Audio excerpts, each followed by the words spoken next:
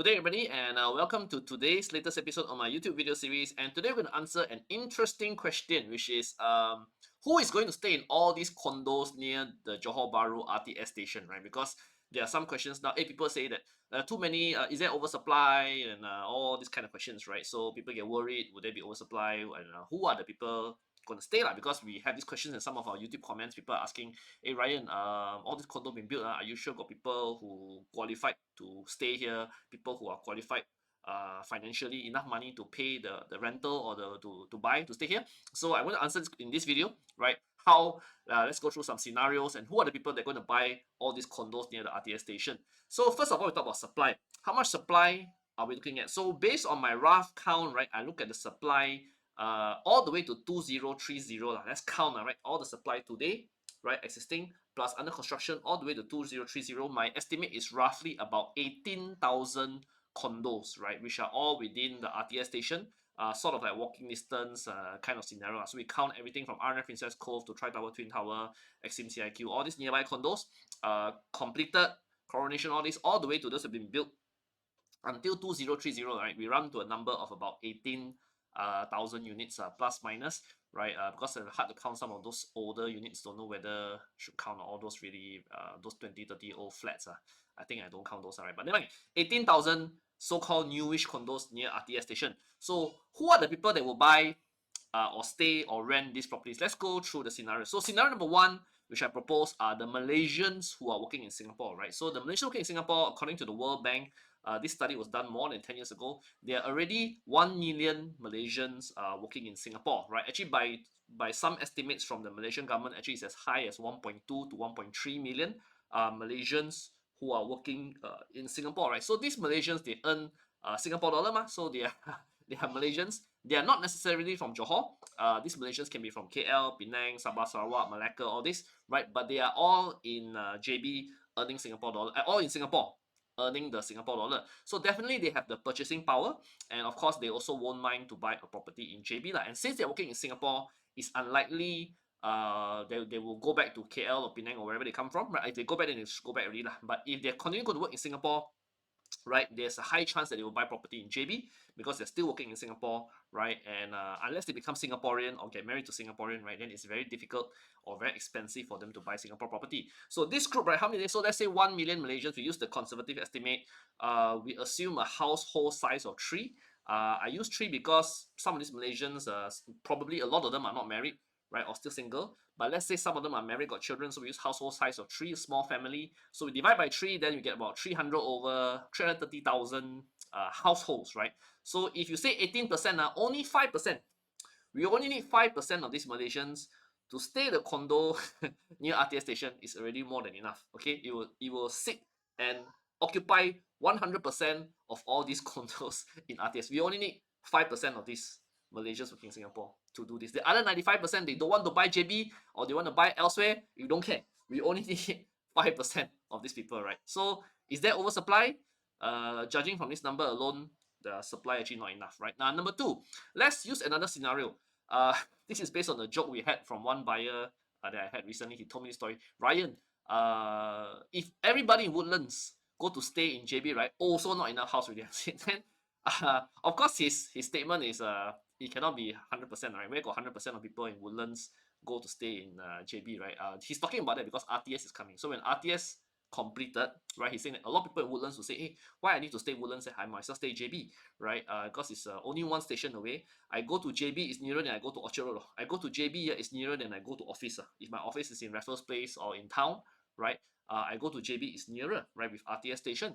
So a lot of them will say that, why don't I consider to stay in JB instead or spend more time in JB, right, as a second home or whatever. So let's take Woodlands population. So Woodlands population, based on Singapore government statistic as of 2024, 255,390 people residents are staying in Woodlands.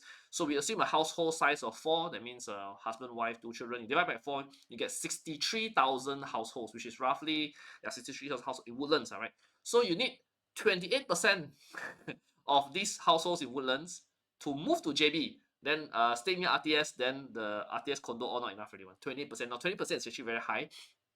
I highly doubt that 20% of people in Woodlands will move to JB, right? But yeah, just to give you an idea, right? You don't even need everybody in Woodlands, right? You just need 28% of the population in Woodlands to move to RTS station, one station away, right?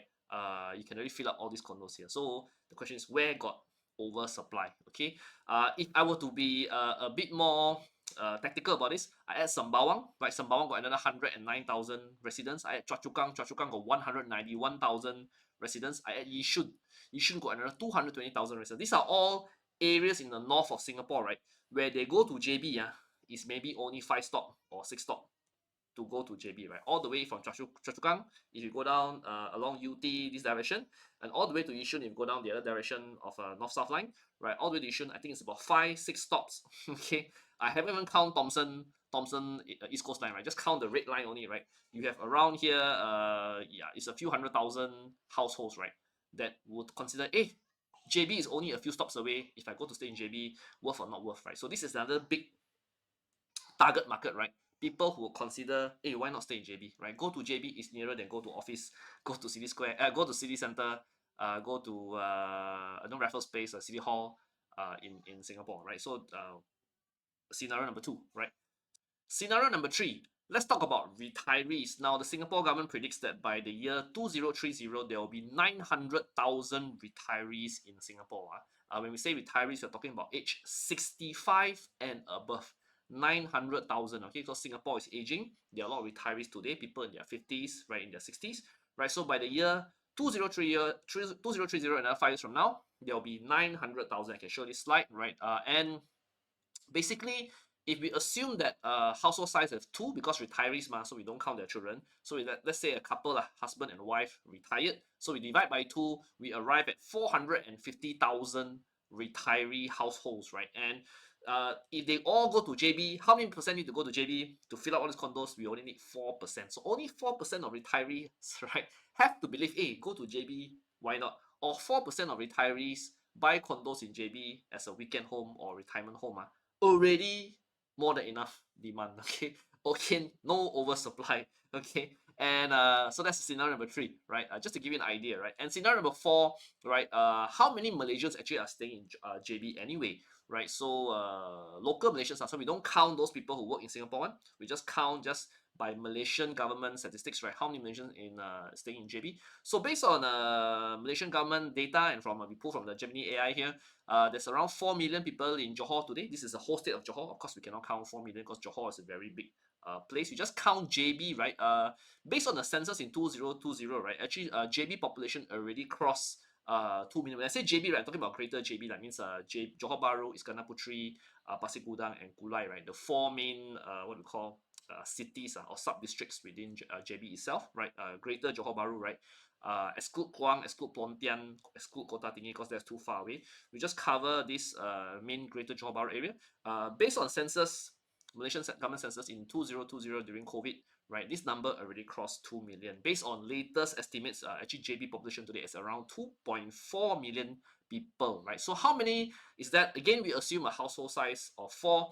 That means parents, 2 parents and 2 children, right? We arrive, you only need 3%, right, of these Malaysians in JB to stay in city center. So of course people will say, hey Ryan, Malaysians want to stay landed lah, don't want to stay city center lah. Malaysian prefer, city center condo is too expensive lah.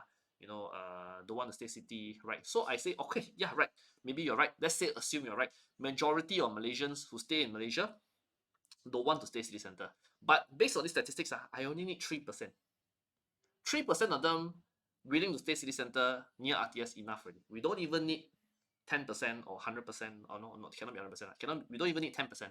3% enough already. So yeah, so I rest my case, right? These 4 scenarios, right, which I try to give you some idea because people like talk, hey, Johor oversupply, Malaysia oversupply, all this thing, right?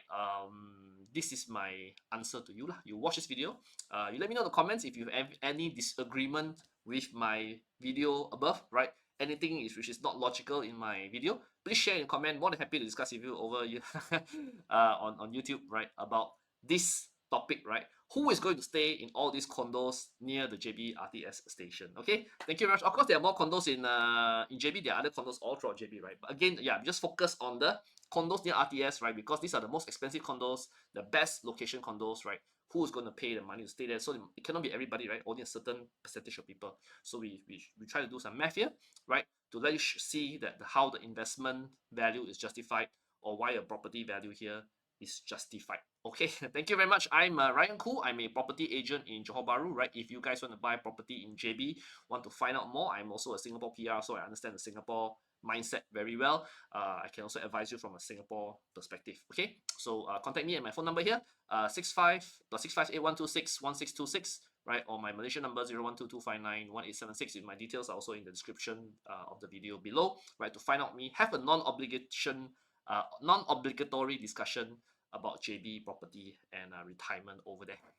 Okay, thank you very much. If you like our video, do like, share, subscribe. Watch out more videos on my YouTube channel where we talk about property investment topics in JB as well as retirement in Malaysia. Okay, things like Malaysia, my second home. Watch my other videos on my channel. I'm sure that you will find lots of useful videos there too. Thank you very much and bye bye.